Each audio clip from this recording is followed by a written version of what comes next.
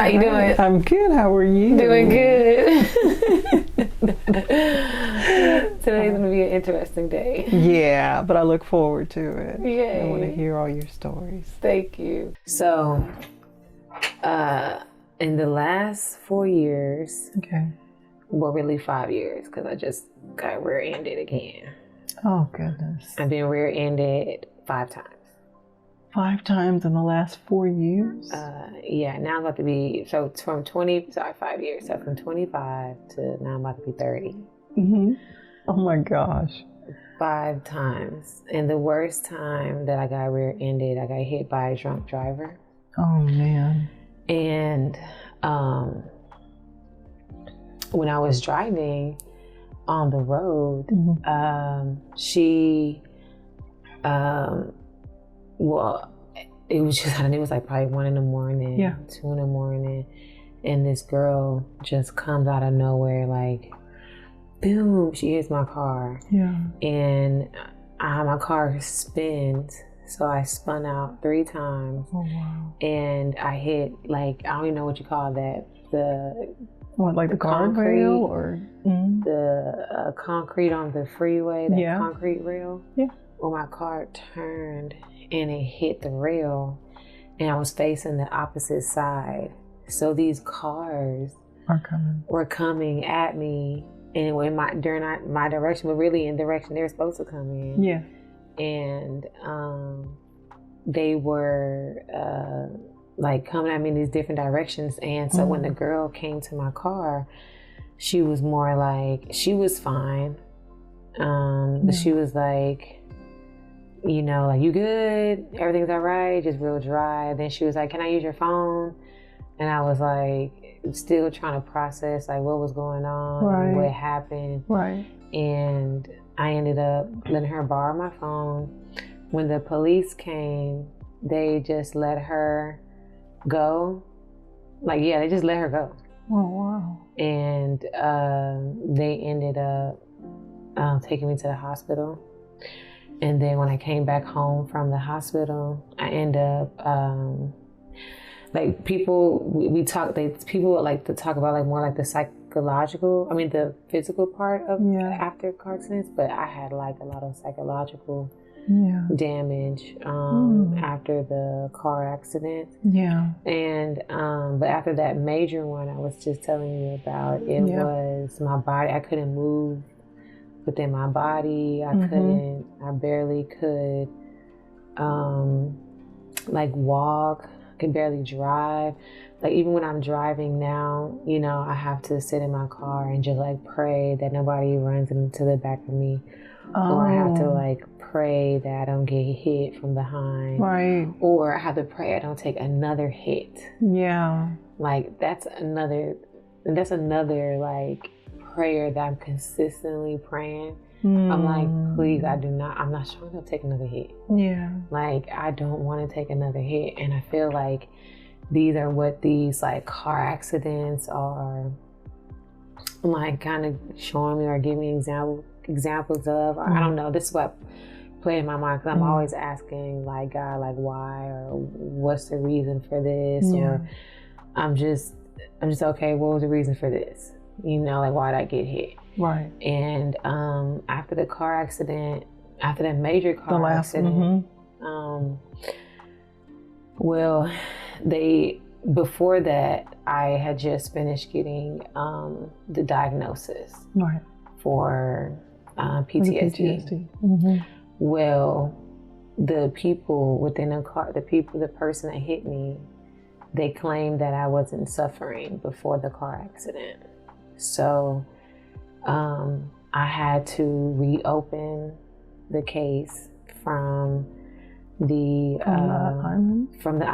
Yeah, I had to basically, and it really wasn't the case. I just had all these documents together to show proof that I was hit and I had a concussion, and I went through the diagnosis, the antidepressant. I even had my it's an EEG. All the neurological testing. Yeah, all the neurological testing. I had all of that. The brain test that I failed. Yeah. And I had to retell that story over again in a car accident because they couldn't prove that I was suffering. And I had to go through that over and over again. Yeah. And I felt like, even like recently, when somebody like hit the back of my car, like recently, I felt like, okay, I felt like if I'm going to continue to walk in my purpose, continue to do what I'm called to do, right, then like, why do I have to like keep taking these hits? Like, what do these hits mean? Because you're trying to walk in your purpose. You think that's what the hits mean? You're asking why. It's like, I'm just trying to walk in my purpose. I'm trying to do, what God put me here on the earth to do. Well, what do you think the enemy's going to do? Yeah. That might be your why. Yeah. I guess sometimes it just doesn't make sense, Yeah. It doesn't make sense on like why this happened or why that happened, or even with the car accident, with me seeing all these cars come at me in one direction. Wow. I literally thought that was the end. I mean, there's been plenty of times where I've been like, this is like, I've had too many, like, this is the end. But then again, I'm like, okay, I'm still here. There's still a purpose. There's still, I'm still here, but I just get tired. Yeah. Like, it's just life kind of like keeps going through these like emotions, and I just get tired. I know. You get tired, but you never stop. That's what I see.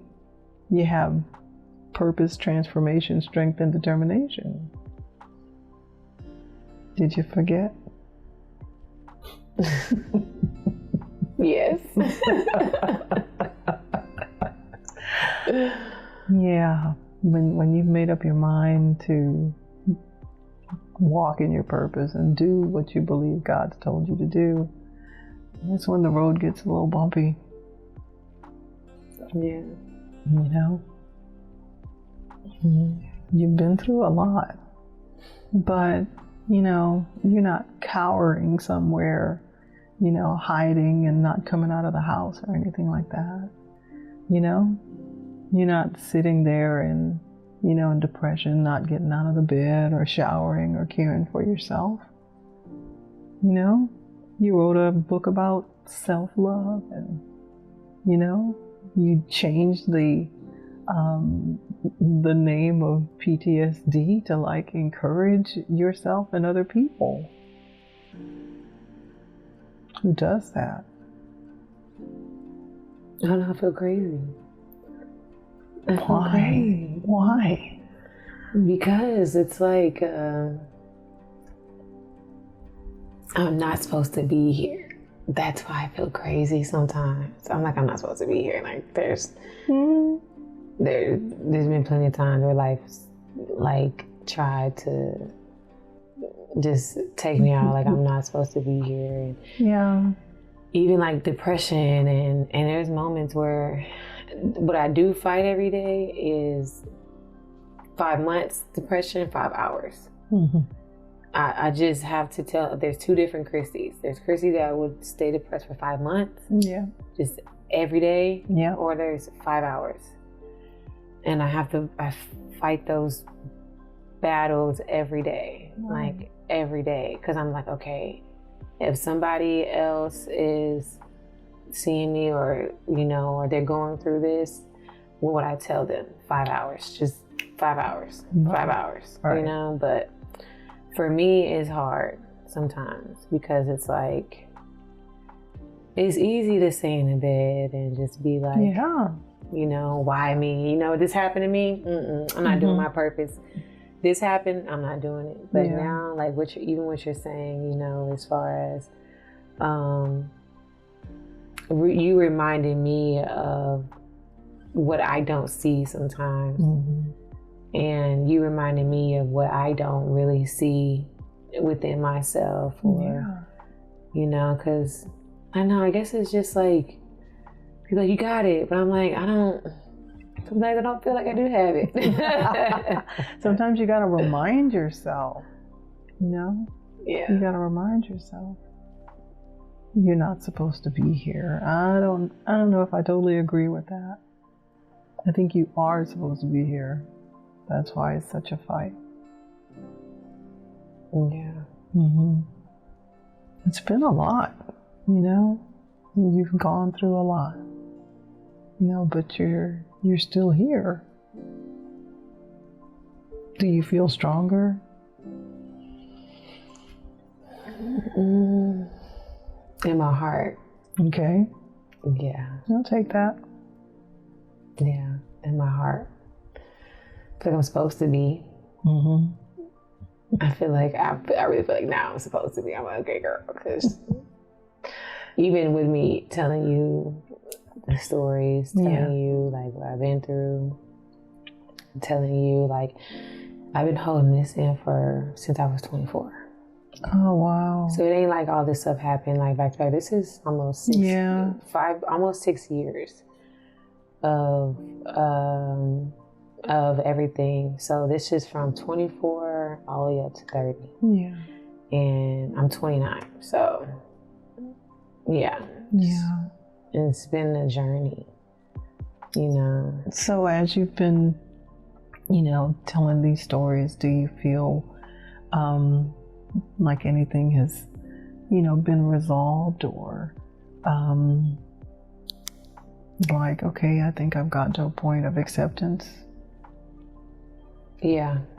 Yeah. Because I had to take a step back and realize like what I went through, once I can see it in my brain, then I can see it as like a movie. Like I was studying, it's not funny, but I wanted to learn more about my condition. Yeah. So I ended up studying like PTSD counseling. Okay. And I really did it because I was trying to figure out like, what am I really going through? Like, cause you know, they give you the diagnosis, but it ain't like they give you like a pamphlet of like, of what you're about to go through. It's not like they give you like information on like, here are the things, you know, they just like, here's some pills, here's your diagnosis, and good luck. You're like, okay, now what? Now what? You know, like, what do I do with this information? Yeah. And so what I did was I went on this like course class. Yeah. And I found like PTSD counseling. I'm like, okay, now break it down. Okay. So everything that I was going through, I saw like an ugly, so I was crying the whole time I was going through that course. Yeah. Because I'm like, oh, this is what people are saying about me. Anger outbursts, nightmares, intrusive thoughts, memories. Then it went down and broke down like different therapeutic techniques, as far as like the net therapy, the rewind technique, the DS or the E. I can't remember the EMDR. EMDR. Yeah, it was like all these different techniques. GBT.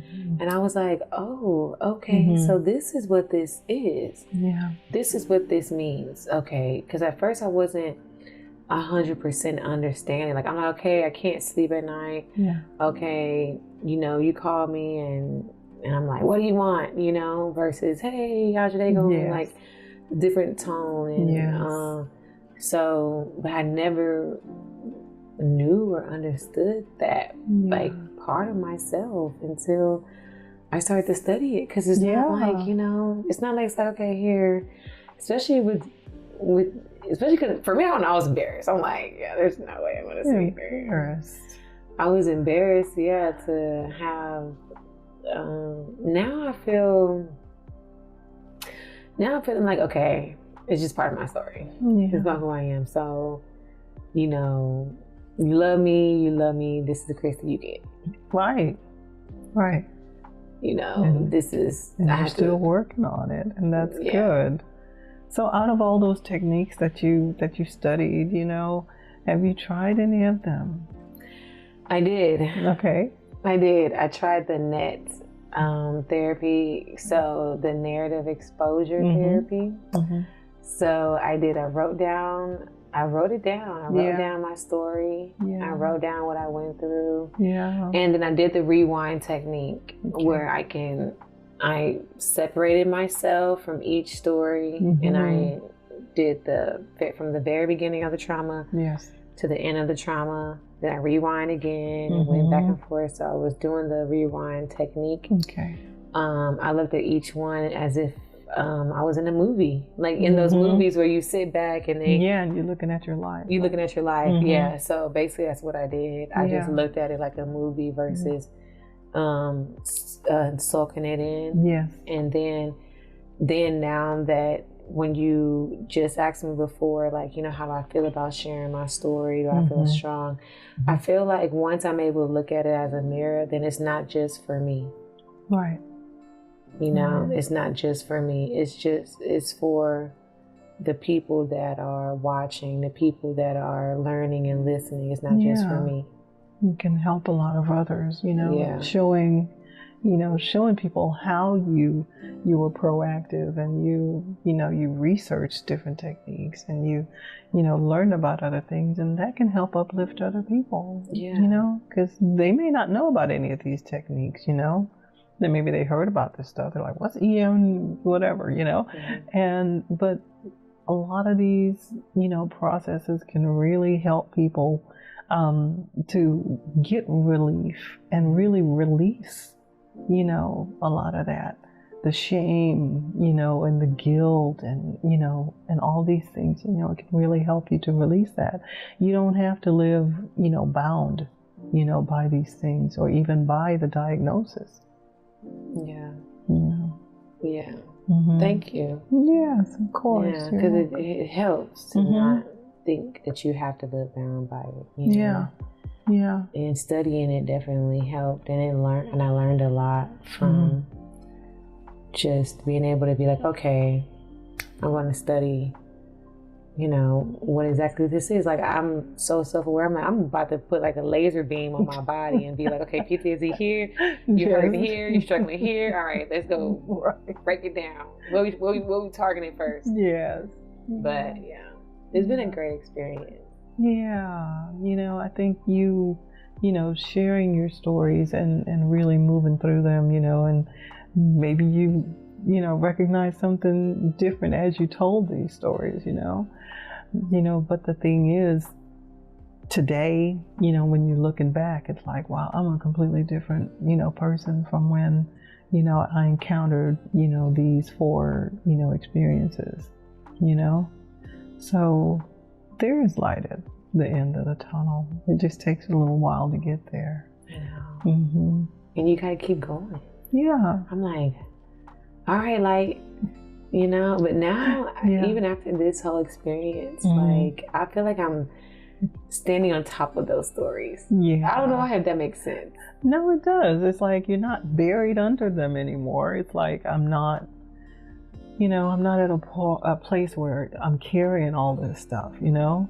It's like I'm working my way up, kind of like you're climbing a mountain, you know, so I've worked my way up to the top of this. And, you know, it doesn't have to rule, you know, my life. It doesn't have to rule, you know, my behavior. And, you know, and you can manage yourself and get through, you know, each day. Some days may be tougher than others, but you have the tools, you know, that you need so that you can stay on top of those stories, you know? Yeah, and that's what feels good.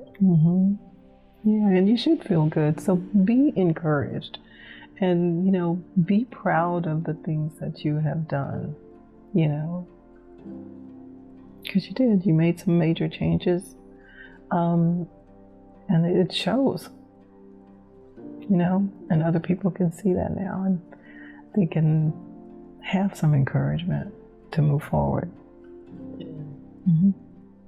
Thank you. You are so welcome.